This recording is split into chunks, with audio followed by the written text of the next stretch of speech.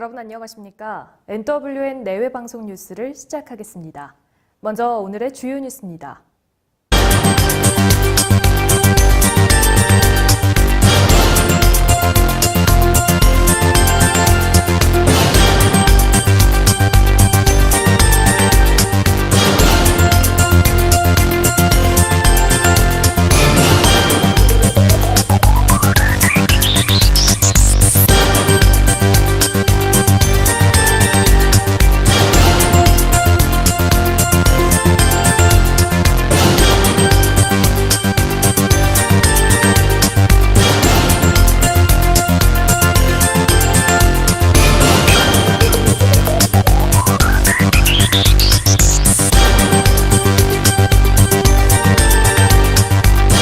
정의당 원내대표 삼선 노회찬 의원이 어제 오전에 스스로 목숨을 끊었습니다.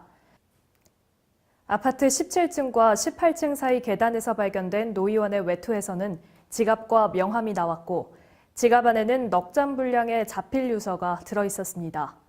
돈은 받았지만 청탁은 없었다고 유서에 밝혔습니다.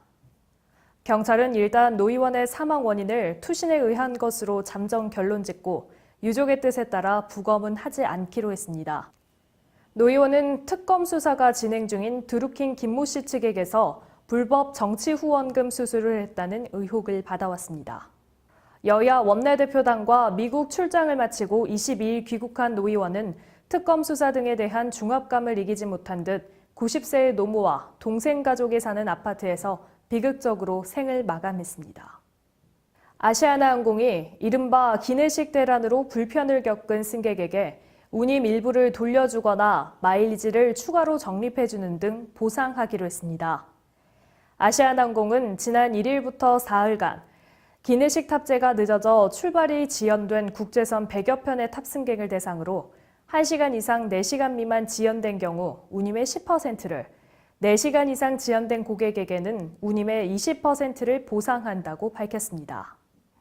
또 기내식을 받지 못했거나 간편식 등으로 부족한 식사를 한 승객에게는 이미 현장에서 기내 면세품 등을 살 수 있는 바우처를 줬어도 항공 마일리지를 추가 제공하기로 했습니다.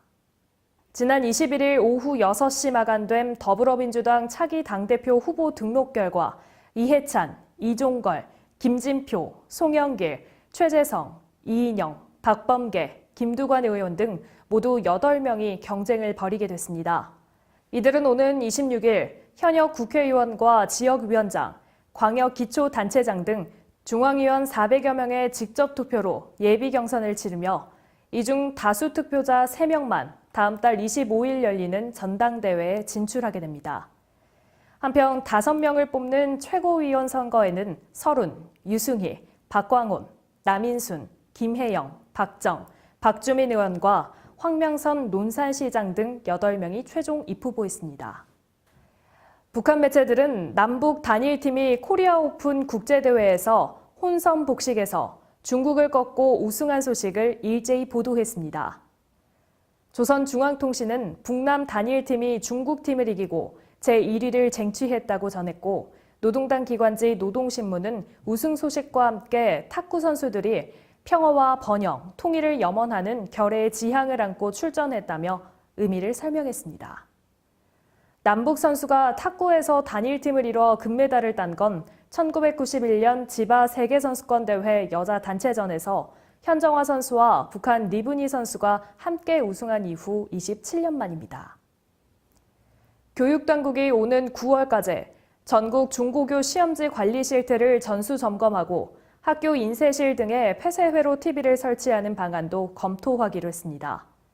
교육부는 최근 잇따른 중고교 내신 시험 문제 유출 사건과 관련해 시도교육청 교육장 회의를 열고 이 같은 시험지 관리 방침을 밝혔습니다. 교육부와 교육청은 출제, 인쇄, 보관, 시험 등 단계별 주의사항을 규정한 각 시도의 학업 성적 관리 시행 지침을 강화하는 등 시험지 관리를 일원화하고 시험지 인쇄 전후로 평가 담당 교사 외 다른 직원이 시험지에 접근하는 일을 최소화하도록 했습니다. 또한 시험 문제를 빼돌리는 등 부정행위자에 대한 처벌 규정을 명시하고 교사가 아닌 행정실 직원이나 학생에 대한 처벌 규정도 상세화하기로 했습니다. 시도교육청은 2학기 시험이 시행되기 전인 9월까지 관내 중고교의 시험지 보관 장소와 준비 상황을 점검할 방침입니다. 블라디미르 푸틴 러시아 대통령이 자국 내에서 일하는 북한 노동자들의 노동 허가 기간을 2019년 말까지 연장할 수 있도록 지시한 것으로 알려졌습니다.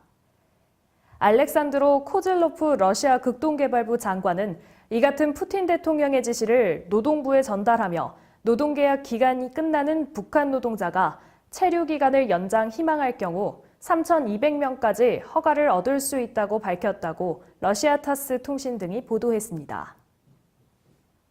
푸틴 대통령의 이 같은 지시는 계약 기간이 끝나는 북한 노동자들의 기간 연장을 금하고 있는 기존 유엔 안전보장이사회의 대북 제재 결의와 배치돼 논란이 예상됩니다.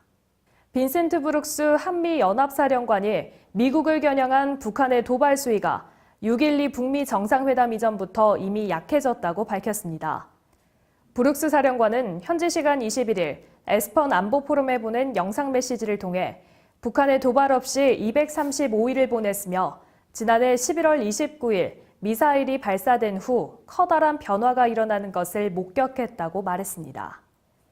브룩스 사령관은 북한의 물리적인 위협과 역량은 여전히 준비된 상태지만 그들의 말과 행동을 통해서 볼 때 그런 역량을 사용하겠다는 의도가 달라졌다는 것은 명백하다고 설명했습니다.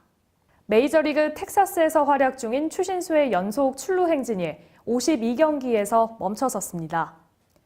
클리브랜드와 홈 경기에서 1번 타자로 선발 출전한 추신수는 4타수 무안타로 출루에 실패하면서 지난 5월부터 이어져 온 연속 출루 기록을 52경기에서 마감하게 됐습니다.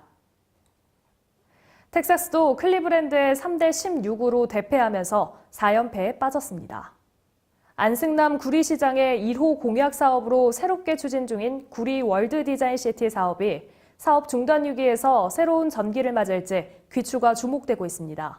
구리시는 안 시장의 1호 공약 사업으로 GWDC 조성 사업의 성공적 재개를 위해 7월 24일부터 28일까지 3박 5일간 국외 업무 출장으로 미국을 방문한다고 밝혔습니다. 구리시의 이번 해외 공무 출장은 이인균 도시개발 담당관, 조기표 GWDC 추진팀장, 박영순 전 구리시장 3인이 미국 나파밸리에서 개최되는 서머 포럼에 참석하기 위한 것으로 확인되고 있습니다. 특히 이번 해외 출장에서는 지난번 안승남 구리시장이 당선자로 미국 특사로 1차 파견했던 박연순 전 구리시장이 민간인 해외 협의로 공무원들과 함께 시의 예산으로 해외 출장에 동행할 예정입니다. 오늘은 대구의 낮 기온이 37도를 기록하는 등 전국 대부분 낮 기온이 35도를 웃돌겠습니다. 기상청에 따르면 이날 북태평양 고기압의 영향으로 전국이 맑고 폭염이 이어질 것으로 보입니다. 폭염특보가 발효되는 등 더운 날씨가 이어지고 밤사이 열대야가 나타나는 곳이 많겠다고 전망했습니다. 열대야는 밤사이 최저기온이 25도 이상 오르는 현상을 말하는데요.